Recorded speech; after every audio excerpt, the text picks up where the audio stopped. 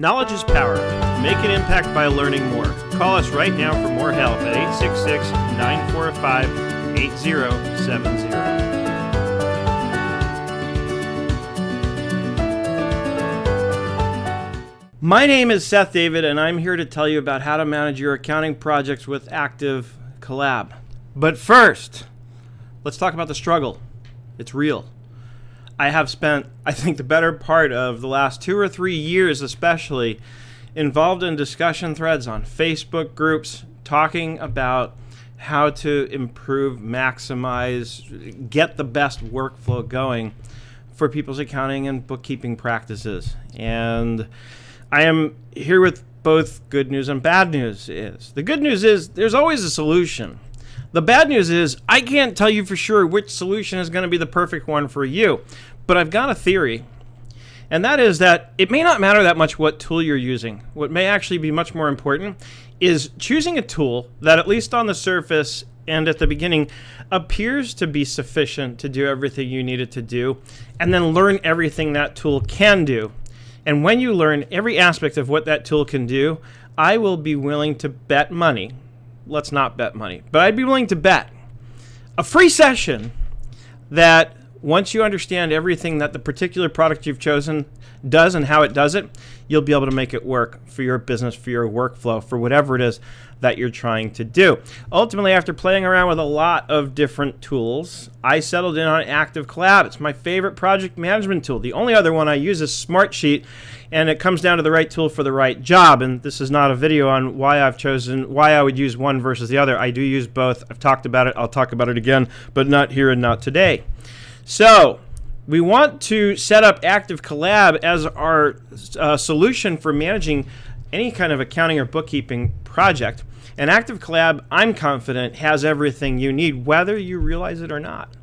And what I want to do is I want to show you how to set it up, how to structure it. You're already seeing an example of that on my screen, and I'm going to walk through this. But first, I want to discuss this from the theory side. You see, as somebody who's done auditing, who started out as an auditor right out of college, I understand the audit process. And then later on in my career, I worked out of a CPA firm, and I was the in charge on many audits that we did. I was the one who was responsible for going through the CCH guides and doing all the initial testing and everything we had to do to get the audit done. And what started to become clear to me was that the audit process in and of itself was a process of going through the balance sheet in excruciating detail to verify that the balances on that balance sheet were accurate, and then going through the P&L, confirming classification issues and things along those lines. And what I started to realize was that by using the balance sheet as my checklist, I started to realize that because of the relationships that the balance sheet had to the P&L, for example, accounts receivable to your sales and income, right? Your payroll liabilities to your payroll expenses, your sales tax liability to your sales taxes, right? There's a direct link between the balance sheet and everything that's on the P&L. And anything that doesn't specifically link up that way filters into the net income, which flows to the equity section of the balance sheet. So ultimately, all roads lead to and through the balance sheet. And that's why ultimately, when I got into the consulting world, I realized and decided that the balance sheet was the ultimate checklist for any bookkeeping or accounting engagement. If you go through the balance sheet on a weekly basis and make sure everything's up to date and accurate, I pretty much guarantee you that that set of books will be in great shape. You know, and then, like I said, you always do a cursory review of the P&L, but cleaning up the balance sheet will make it probably 90% or more there. So that's the key. And that's the key to how to set up the projects, right? So again, this is how the auditors verify the information. So in my opinion, this is how it should be compiled. So I've got a project here in Activecollab, which I'm sharing on my screen. And you always want to, the inbox is there by default. You always want to leave that as the first, because when you decide to forward emails into your project, this is where they're going to go. And if you're just trying to do something quick and on the fly, and you don't necessarily want to take the time to figure out which, task list to put it in, just stick it in the inbox, and you can always move it around later. This stuff is so easy to move around. That's one of the things I love about Activecollab, especially when we have both the list view and the Kanban view one click away, and it just makes it so easy to drag things and move them around. in both views, but the Kanban view is actually a little easier because, as you just saw, you can just grab a card and move it, right? And I love that you can toggle back and forth between the two. Asana doesn't give you this choice. Asana eventually did introduce the Kanban view, and unless it's changed since I last checked, once you choose which view you want for your project, you're stuck with it. You can't toggle back and forth. First fail, in my view, in terms of Asana versus Activecollab. So, use the balance sheet as your checklist. And ahead of that, we have the client onboarding procedure. And what's great is just like any task can be marked complete, I can also mark the entire task list complete. And what that enables me to do is get it out of the way when the onboarding process is done, right? But I can still get back and reference that information if I ever need to go back to it and see what was done or what might have been discussed during the process, let's say, of setting up Google Drive or Slack or Smartsheet or the CRM, which is Nimble, of course, right? So you start with your inbox, you have your client onboarding. Obviously, that's the first thing you're going to do when you bring on a new client.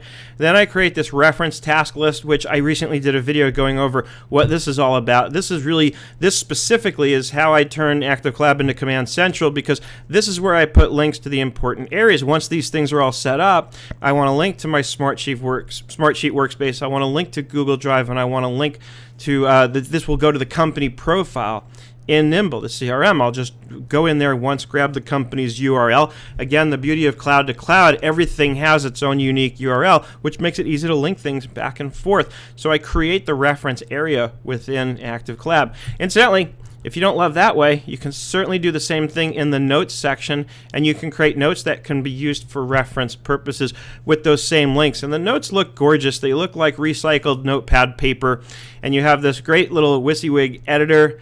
Again, another advantage over Asana. Asana doesn't have an editor. Many of you who are using Asana probably don't even know that you can format the text. You can, but the reason many of you don't even know that is because it's not easy or obvious. You have to go into their help files and learn about their markup language. So if you want to bold something, you put asterisks around it. And if you want to italicize something, you put an underscore at the beginning and end of the text that you want italicized. Those stuff are easy. You try to get into anything a little more complex, and again, you have to learn a whole new language. Whereas here, even as I go into a task and edit the task, again, simple WYSIWYG editor, and I have what I need. I don't need anything too sophisticated, but bold, italics, underline, strike through, and bullet points. The ability to add in an image to me is gravy. I wouldn't even need or ask for that in a project management app, but it's great to have it. The ability to create a hyperlink. I can even insert code snippets, and even to use quoted text to indent it and show, like if I'm pasting in a quote from an email or something somewhere else. So again, I love the fact that Activecollab makes it so easy to do this kind of stuff. Then we get into the balance sheet. I have a section for banking. Cash flow projections is kind of an offshoot to banking, and this may be something that's unique to how how we do things at Nerd Enterprises. Not all of you necessarily provide cash flow projections as a service. We do. Then, of course, we have accounts receivable, accounts payable, payroll, sales tax, taxes, owner's equity, and this is just the basic list to get you started. Of course, when you set up yours, you'll add a task list here, and you can add in all that task lists you ever want to describe things. I'd caution you not to get overly detailed. If you get overly detailed here, you're going to bog yourself down in trying to decide where things go and then trying to figure out how to find them later on. Keep it simple, right? The objective here is to be able to logically understand where to look to find a task so you can find the task when you need it and get it done. Ultimately, what's our goal here is to create tasks and mark them complete. So let's look at a banking task. The first thing you probably think to put in is you've got all the bank accounts for the client, and you go into Wells Fargo, and there should be a separate task for each client, or for each bank account rather. Right? I'm going to set the due date based on when the bank statement cuts off. Let's assume it's the end of the month. I'm in February of 2018. So I'll just set it for the last day right now. I'll assign it to myself, right? And initially, I'm just going to add the task. Once the task has been added, I'm going to go here, and I'm going to click where it says Make Recurring Task. And we're going to do this monthly. And I'm going to say on the 5th of every month, right? Because the 5th is like a few days after the end of the month. By then, I can certainly log into the account and get the bank statements, right? So just giving myself a little bit of time after the close of the month to go get the statement, right? So I'll hit save, and now this is going to be a recurring task which will get created on the 5th of every month. It'll get assigned to me, right? I can go in here under recurring task, which as you now see appears at the very bottom of the project, right? And I can go in and I can edit the task, right? Or I can make one now. I can, run it, or I can delete it if I decide that I don't need it anymore. And you'll do this for each one of these, right? There's not an option to duplicate this, but I can certainly come up here and duplicate this one, right? So how do we do that? If I actually click on the task, and you will have to learn a little bit. Some of the options change depending on where you are. So when you click into the task, here you have an option you can duplicate the task. You can also move or copy it to a whole different project. Another feature I love in Activecollab that you don't really see in any of the other tools that are out there. So very easy to create our tasks once we've got our sections outlined. And again, keep the sections simple, right? Now, some of you are going to be tempted to want to set these task lists up based on things like monthly, quarterly, annually. Please don't. I've just shown you how to do recurring tasks. It does not do annual and it does not do quarterly recurrences. So here's the thing.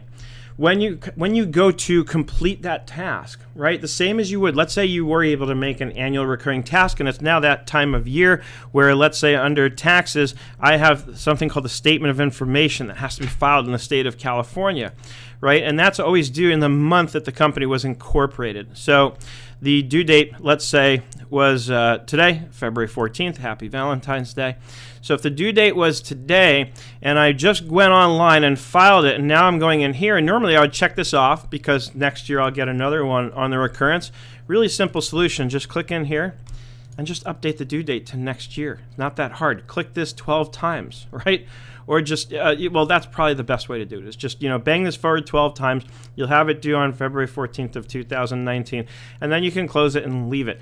If for some reason there's notes and comments and history here, such that you don't want to sort of bring that forward because it will get messy and cluttered over time, then again, use the duplicate feature, which means you click into the task, and come over here and choose duplicate. And now you can duplicate the task, mark the current one complete, and update the due date for the new one that you've created. It's a couple of clicks. It's less than 30 seconds to manage an annual recurring task, and you do the same thing for quarterly tasks. So that's my answer to you on recurrences. Don't get too hung up on these things. The goal is to manage a project, right? And so you have a solution, and I can't imagine any situation that you can describe to me in which what I just explained to you as a workaround for the recurrences, where you can honestly tell me that solution I just gave you doesn't work. It's the simplest thing. Just as you would go in to click a task and mark it complete, you would instead go in and change its due date or duplicate it, mark one complete, and update the due date on the new one. Really, really simple solution. Not going to slow you down at all. And trust me, I have built my entire business and I've been very successful with it so far, knock on wood, on the basis of extreme efficiency. So trust me, this will work. It works for me. It can work for you. Next, let's create a new project from the template. So what I did was I created this sample project first. Then I created the template. Probably what you're going to be looking for, asking about, is can I take this project and save it as a template? The answer is no. You can't do that, and I suspect it's because in theory over time I could accumulate a lot of junk in this project, then I'm going to save it as a template and take all that junk with me. So you have to build the templates from scratch. So what I suggest is lay out a sample project like I've done here. This is exactly what I did, and then we'll create a new project based on a template. So if I go over to my projects and I go to start a new project, I'll just call it dummy project for now. And I'm going to choose a template here, and I'm going to use the template I created. I called it Standard Business Management Project, right? Category will probably be consulting bookkeeping, right, or consulting business management. I use categories because I have different kinds of projects that I will do for clients, and you probably will too. So use the categories. It's a great way to distinguish them. And of course, I always set up the client as a company. In this case, since it's a sample, I'll choose my own company, right? And even though I don't really do time tracking, I just put this in here because you never know. And if somebody ever wanted to just key in, like Erica, who works with me, sometimes I know she likes to track how long it took her to complete a task just so she can get a sense of how long it's taking. All right, so pretty simple. I'm ready to create the project, and boom, what it's going to do, I'll go take me to the project. It's by default, it adds me and Erica. I set it up that way. I'm going to choose take me to the project, and boom, I've got a new project called Dummy Project with the exact same set of task lists that you just saw. And now I can start creating, if I need to add more details to the onboarding, whatever I need to do. By the way, forgot to show you this. Over here on the right, you see the task list. Let's say I want to focus on sales tax today. Right here, I can click and drag this entire list, and bring it up to the top. And by the way, it has two inboxes because we created an inbox in the template, but it has one by default. So I need to edit the template and fix that. So in the meantime, I'm going to take one of these inbox task lists and move it to the trash. Doesn't matter which, nothing's been used yet. Right? So going back here, I have my sales text, and then if I'm done, I can certainly move it back down. Right?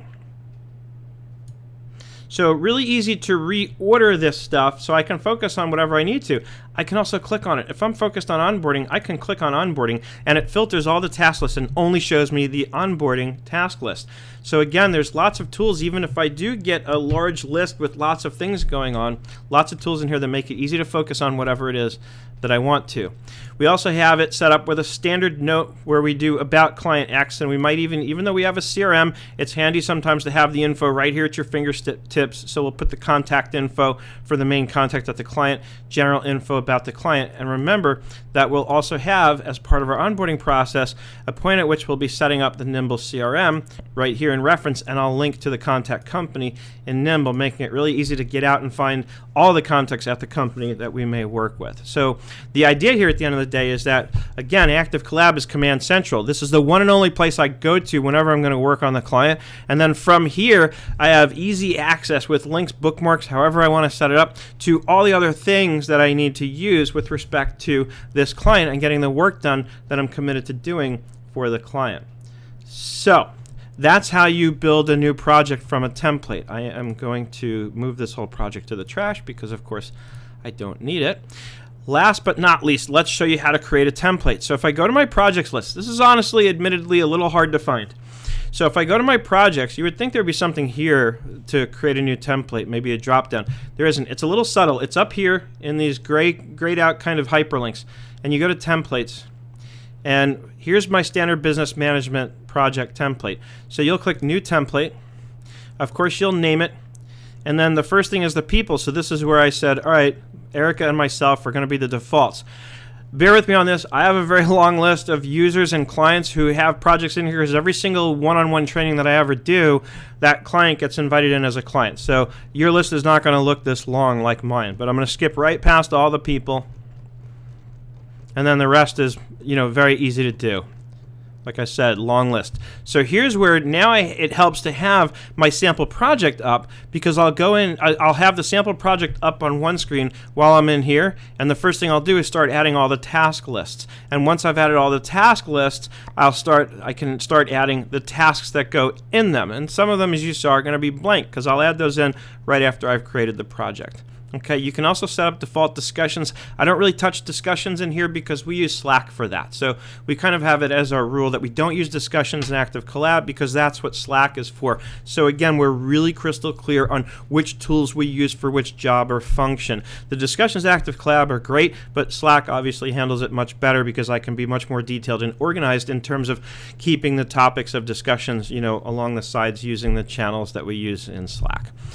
Files is also something, if you do happen to attach a file to a project in Activecollab, it will show up in your files queue. If you need to have a standard file attached, some kind of a file or template that you're going to use with every single client, you can set that up here in your template. Very easy to do. You can either upload, or as you can see, you can attach from. And look at this, Google Drive, my absolute favorite. So I love this because I can attach a live link to a live document, so that if I change it, unlike if I uploaded an Excel document, let's just say, if I change the source document, I don't have to do anything here. This will still take me to the right place. If I've uploaded a file and I want to make a change to that template, I have to go through every single existing project, and then I have to remember to go edit the project template and upload the updated version of that file. So reason number 642, why you should be using Google Drive and not Microsoft Office. And then here's how we went and created that standard note that we start off every project with, where we have the sort of about client X thing. So that's templates. And once you create the template, it will be here. I'm going to move that one to the trash. And here's my standard business management. So if I want to use it, or if I want to edit it rather, I just click on it and I can scroll all the way down to the bottom. And as you can see, here are all the task lists, and you can see the tasks that we created as startup tasks that are needed for every new project. So that, my friends, is 20 minutes worth on how to manage your accounting projects with Activecollab. As always, I hope you had some fun here. I hope you learned something along the way. I hope you're having an absolutely fantastic day, and I look forward to seeing you on the web.